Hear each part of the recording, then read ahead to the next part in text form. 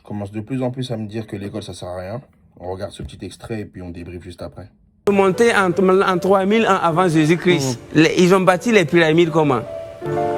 Là, je repose la question. Mais c'était des gens qui apprenaient dans le tas. Allez-y étudier l'histoire des Platon, les Aristote, les Épicures. À l'époque, la sagesse était livrée en live.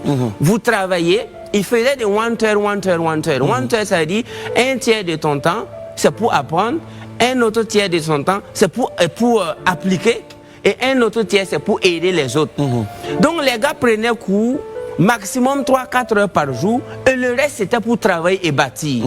Mais aujourd'hui nous avons une jeunesse capable de prendre cours de 8h à 18h comme si c'était pour fabriquer des avions. Et alors qu'après c'est juste pour devenir chômeur. Donc on ne peut pas risquer toute une vie et une jeunesse à la recherche d'un papier sur lequel on écrit nom, prénom, diplôme et puis cachet.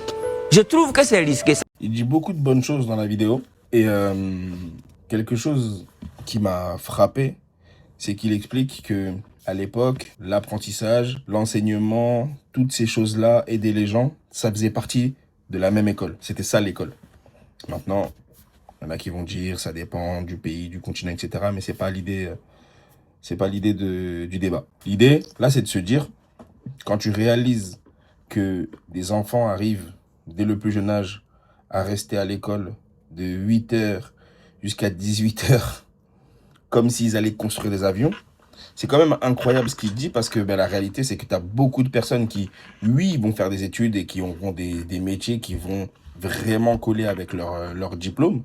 Et Dieu merci pour eux. Mais il y a plein de métiers, quand tu regardes aujourd'hui, tu te demandes est-ce qu'il y a vraiment besoin d'autant de temps, d'autant de formation, d'autant de diplômes pour pouvoir vraiment faire ce métier. Et donc tu te dis, si réellement, ces années d'études ne me servent pas à être l'expert que je dois être dans ce secteur-là ou dans ce métier-là, ça sert à quoi? Et c'est ça la question qu'on peut se poser. C'est qu'aujourd'hui, moi j'ai 2 enfants et ça me frustre de me dire que ils vont passer des heures et des heures et des heures dans une classe, mais à la fin, peut-être que le travail qu'ils choisiront, on ne sait pas, on verra, c'est peut-être un travail que tu peux apprendre en 4 heures par jour, en 3 heures par jour.